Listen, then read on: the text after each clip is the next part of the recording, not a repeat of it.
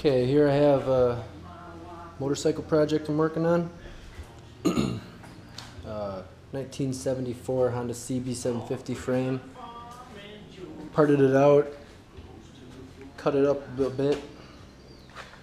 Got a 2002 GSXR 600 engine that will be going in. 21-inch front end or front wheel. GSXR 600 swing arm. Harley rear wheel. The seat will sit about here. Have a single shock going up, mounted underneath the center here. Got a little ways to go, but finally have somewhere to work on it, so should come along pretty well. Parts. Harley rear.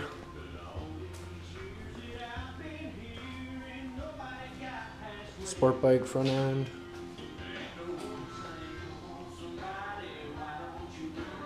It's gonna be sweet.